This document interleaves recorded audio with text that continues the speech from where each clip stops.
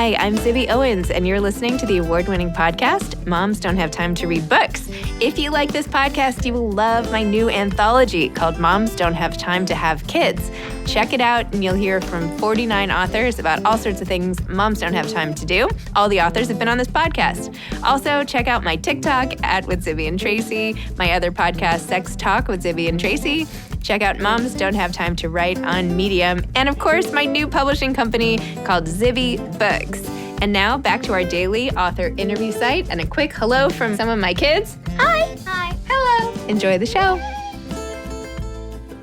Happy New Year, everyone. I hope you all had a great break. I wanted to let you know about something that I've been talking a lot about on social media @Zibby Owens, which is the hashtag 22 in 22 challenge. We are at Zibby Books, we are encouraging everybody, like all of you, to visit 22 bookstores in 2022. And we're going to provide a whole series of incentives for every 5 visits, and you'll be entered to win a $500 shopping spree, and you'll get fun things like bookmarks and all the rest. Plus, you'll be part of a great community of people all helping support bookstores, authors, and more. We're really, really excited about it. If you want to join, sign up. You just go to 22in22.net. That's 22in22.net and click I'm in and put your information. And then every time you go to a bookstore, you just quickly go back on the site and click log a bookstore visit. And then we'll be keeping track and we'll be following up with all of your different achievements and awards and everything. So please sign up, spread the word. 22 in 22, get your friends to join and start visiting bookstores, and it'll be really fun and exciting. So here's to a wonderful 2022. I'm so excited that you're listening to my podcast and doing all the fun things that I have been trying to bring into the world. So here we go, 2022. Hashtag 22 in 22. Ariana Neumann is the author of When Time Stopped, a memoir of my father's war and what remains. Ariana was born and grew up in Venezuela. She has a BA in History and French Literature from Tufts University, an MA in Spanish and Latin American Literature from New York University, and a PG DIP in Psychology of Religion from University of London. She previously was involved in publishing, worked as a foreign correspondent for Venezuela's The Daily Journal, and her writing has appeared in a variety of publications, including The European, the Jewish Book Council, and the New York Times. She currently lives in London with her husband, 3 children, a Basset Fauve de Bretagne, a Border Terrier, and a rescue mutt. When Time Stopped is her first book. Welcome, Ariana. Thank you so much for coming on Moms Don't Have Time to Read Books to discuss When Time Stopped, a memoir of my father's war and what remains. Thank you, Zibby. It's great to be here with you. I have to tell you, I have never had a book recommended more times to me. Everyone's like, have you read this? Have you read this? Have you read this? So anyway. That's because my mom lives in the Upper East Side and she's been telling everybody about the book. So clearly you must know some people in common. I think that's what it is. It's just my mom.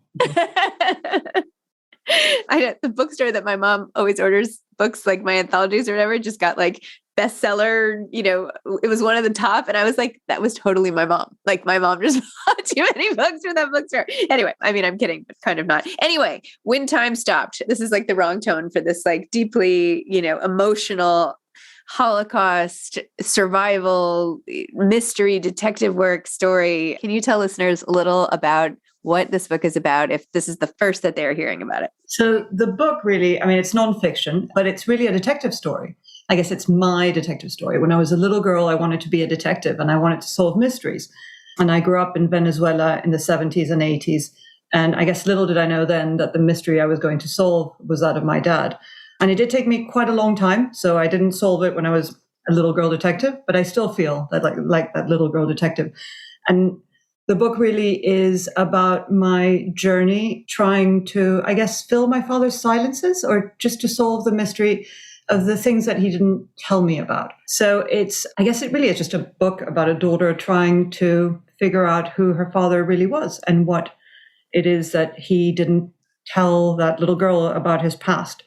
And what I uncover is quite incredible, right? So I think when we come along and we look at our parents, actually, not our fathers and mothers as adults, we often realize, when it's too late, that they were these whole incredible people and not just these sort of, not just our mom and dad.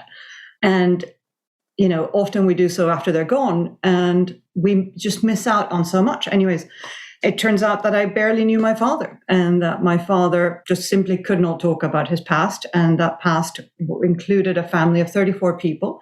He came from a Jewish family. He was born in Prague. And when they were all deported to concentration camps around the Third Reich, my father absconded and decided to hide. And he decided to hide in plain sight. And he did a really completely insane thing for a 22-year-old Jew wanted by the Gestapo, which is he decided he was going to go to Berlin and, hide or not hide at all, just pretend to be someone else and work in a Nazi factory for 2 years. So that's what I uncovered. So I guess the book is it's really about my father and his family, but it's also a little bit about my journey discovering all this and traveling through time to recover my lost family and get to know my dad. Oh my gosh. Well, your story is so powerful and the way you write is so amazing. You're immediately drawn in, and you talk in the book about the first time when you discover it, and you tell your mom that you discovered like his identity card, which of course you put in the book, which is great. I love all the visuals, by the way. So many books don't have these, and like the introduction of all the elements and the objects and the cards and photos. It's amazing because this time of history is like, you have to share all the. I think it anchors you, right? I mean, and publishers often, and as you're doing your own, you're starting your own publishing house, publishers don't like pictures, right? Because it increases the costs. And I just think sometimes when you're doing this kind of stuff, it's so important to have the visuals, right? And just to picture what people look like and what documents look like, and what, the little scrap of paper that can look so simple can have, so much meaning in someone's life. Anyway, sorry. Go. No, don't say sorry. I love you're right. I want to talk about all this stuff. No, I have this memoir coming out actually, and I've been asking my publisher, but now you're inspiring me to ask her again. So sorry, Carmen. But in my memoir, I talk about all these people who have passed away, who I loved, and I really want their pictures in there, right? Because it's one thing to describe them, but I don't know. It's like then it becomes like a memorial of sorts. Anyway, whatever. Anyway, I just wanted to read this one paragraph. Not that just as a show of your writing and everything, when you told your mom and you said, Poppy, you're saying to your mom, he is pretending. I have proof. He is not Hans. His real name is Jan, maybe mommy. He wasn't born on February 9th. He is lying. He is an imposter. I don't remember anything else from that day. The identity card with the stamp of Hitler and its photograph of my father jolted me to a sharp and unexpected focus. It brought to the fore every other tiny fissure in my understanding, all the minuscule silences and unanswered questions that had been invisible before. It was then that I first sensed that hidden beneath my father's strengths and triumphs were shadows cast by nameless horrors, so terrible they had to remain unuttered. The averted eyes, the pauses a second too long, the eschewing of reminiscence had until then passed mostly unnoticed. Finding the photograph in the box was the pivot. It marked, one more sentence, it marked the exact moment when the unfilled spaces, the cracks in the narrative emerged. Oh my gosh, so good. Anyways, it's, but that was really the moment for me, right?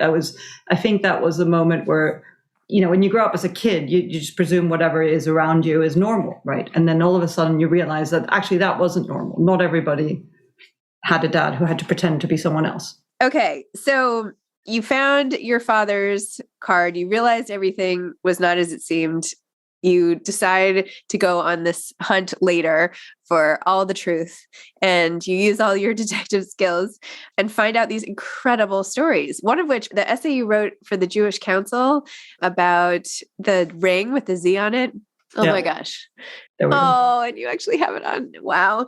That story was amazing. I didn't know that anybody had ever been able to sneak in and then get out again. It's like unthinkable to me that you could get into a camp, like deliver goods. I also didn't even realize that there could be effective enough communication that they knew what the people needed, even with the hair dye to make your grandfather, yeah. Your grandfather look younger and all of that. I mean, that story is amazing.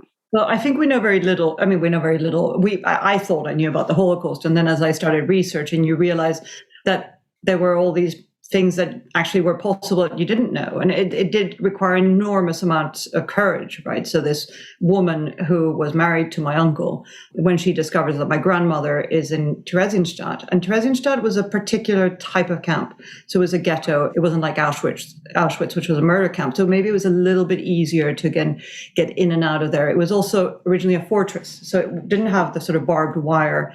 It had just guards. And I mean, and obviously these camps were all run by elders, by Jewish elders, and they had contacts in the outside, so they could.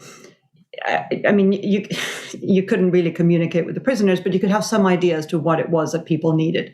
And if you had white hair, the Nazis would consider you old. And if they considered you old, they thought you were useless. And if you were useless, then you might as well be dead. So my grandfather knew that he had to use hair dye, because actually every single man in my family has, by the time they're 30, they have white hair. Actually, that includes my husband, who's obviously... Maybe it's just a sort of, anyways, maybe we're genetically attracted. I was going to say, maybe you need some DNA tests on your husband or something. I don't know. But anyway. Yeah, no, exactly. That's all I need.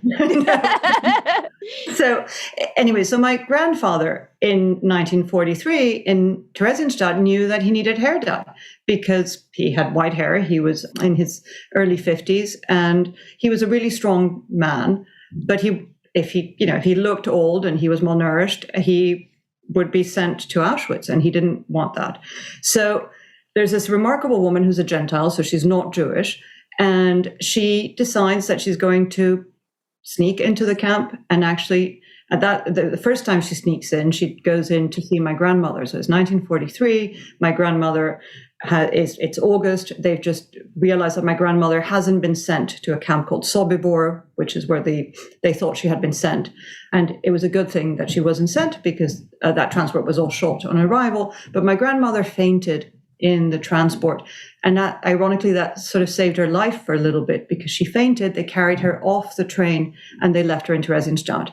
So a few months later, my family get news that she is in there. And this remarkable woman, she's called Stenka, and she's beautiful and strong and bold, and she's a lawyer, and she drives her own car, and she's just this fabulous soul. And I've never met her, but I met her daughter, who's equally wonderful. Anyways, Stenka sneaks into Theresienstadt. She sews a yellow star on her coat and figures out a way to do it. She joins the people that were working in the fields in the morning, and then when they come in for their sort of measly soup at lunchtime, she walks into the camp with them, finds my grandmother, and spends a few, minutes with her, brings her a shawl and brings her some supplies, and brings her actually what she really, really needed, which was hope. And I'm super lucky that she then, Stenka sets up a system of contraband. So I have letters from my grandmother from the camp describing this moment when Stenka sneaks in, when she just looks up. And after 3 months of just being incredibly depressed because she finds herself in these absurd, horrendous circumstances, she sees her beautiful daughter-in-law who's come over to, just to show her how much she loves her, really. And that gives her this hope that then is sort of, I find throughout all the letters, this sort of hope that it's all going to be okay, that she's going to be reunited with those that she loves. And then Stenka again sneaks into the camp in 1944 to bring, by then they couldn't find hair dye because it was the war and it was difficult to find things. But she brings shoe polish for my grandfather because the system of contraband was failing. As not everything works perfectly all the time, especially in wars. And Stenka figures that if she doesn't take it in herself, my grandfather's not going to get his hair darkened. So she sneaks in again. So she's this incredible character to me. She's actually the hero of the book because, my father and all my family, they didn't have a choice. They either went or they chose to, stay outside and be brave maybe, but it was to save their own skin. But it's this incredible woman who had a choice, right? And she could have turned away. She could have chosen a much easier life. I mean, she was beautiful. She was wealthy. She was, she had the whole of Prague at her feet. And she chose to marry my uncle, who was this shy, lovely Jewish boy, and she chose to marry him in 1939. Not that many people were doing that, right? Right. Wow. So and you're literally wearing, for people listening, you're wearing the ring that your grandfather ends up hammering out himself and doing as a thank you note, essentially the most beautiful thank you note in the history of the world, perhaps. It's incredible, right? Because it's a piece of copper and it's the only thing he could get his hands on. And my grandfather, people listening won't be able to see it. It's not necessarily the most beautiful thing in the world when you look at it. But I think when you hear the story behind it and you hear that it's really a way of saying thank you to this woman who was so brave that she kept them alive for this long, it acquires a whole new beauty to it, right? So it was fashioned by hand. It was a copper pipe. It was probably a pipe that was destined for plumbing. So it's really not a fine thing. It's not made of silver or gold, but he made it with his own hands. And it's the only thing I have of his, the only thing that I have that he, aside from the letters really, but it's the only object that I have that I can hold and that I can wear around my neck that my grandfather, who I never met, actually not only touched, but made. So I, sometimes obviously because I'm chatting to you, but also it's a tricky day today because we have to let go of our dog and it makes me sad. So whenever I need a little bit of extra strength and a little bit of grounding, and I'm, don't want to feel sorry for myself, or I feel like I need a little bit of an extra boost that comes from the people that came before you, I wear the ring. And it's a bit like those rings that give you superpowers that you read about in comic books, right? My son's obsessed with Marvel and all these superheroes. And, it's a little bit like that. It's a ring that gives me superpowers. So when I'm wearing it, I feel like I can fly. Oh, that's so beautiful. I mean, it's almost unbelievable that you can have that object in your possession. That it's just the likelihood of it happening is so slim. It's like a total miracle, right? It's a miracle. So. I know, but there were so many miracles in this story, and it didn't start off as a book. It started. Yeah, I was going to ask you. I'm sorry. Journey, right? So it started. It just all started as a very personal journey of discovery. I wanted to solve the mystery of my dad, and I also finally, when he died, because he never spoke about this, but when he died and left me this box with the same ID card that I found as a child, I figured it was his way of saying, okay, you have permission. He never really, I think, wanted to overwhelm me with the stories, overwhelm me but I think he felt they were maybe a little dark, but he left them there so that I could piece it all together.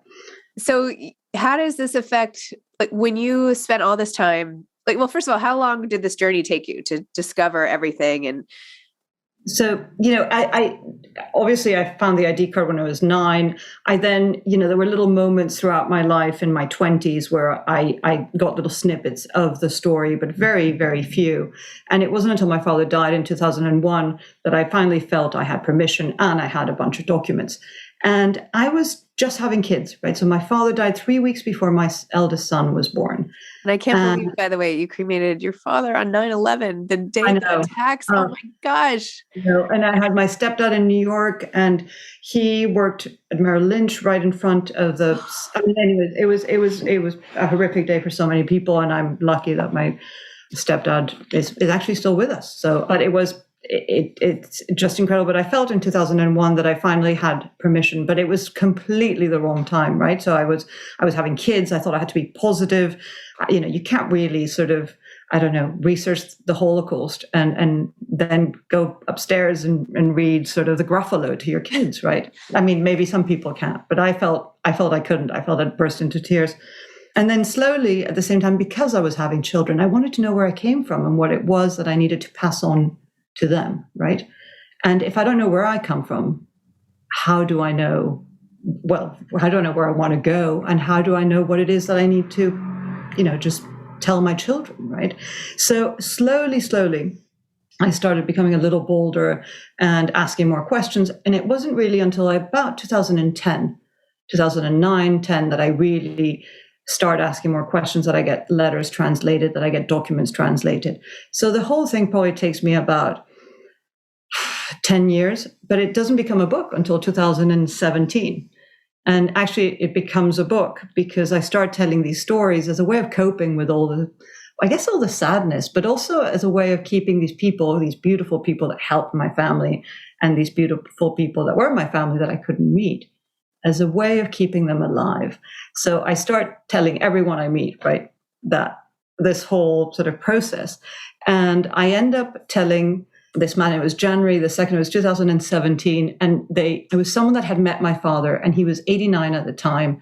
And we were at a restaurant in the Upper East Side called Antonucci's, which is this lovely Italian restaurant. And this 89-year-old man said, it has to be a book. And I said, yeah, whatever.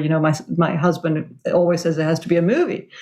And he said, no, it really has to be a book. And actually, that started a whole process where I ended up speaking to a scout who lives in Connecticut, who put me in touch with my agent, who was in London, and who said, this is an incredible story. Have you ever written anything? And I said, yeah, when I was in my 20s, I wanted to be a writer, and I've written a few essays, but they're not really good enough that, and she said, well, show them to me. And that's how it became a book. And, so pretty quickly after, it was a proposal, and I had written about 70 pages, and then Scrivener bought it. So it's completely surreal that it's a book, right?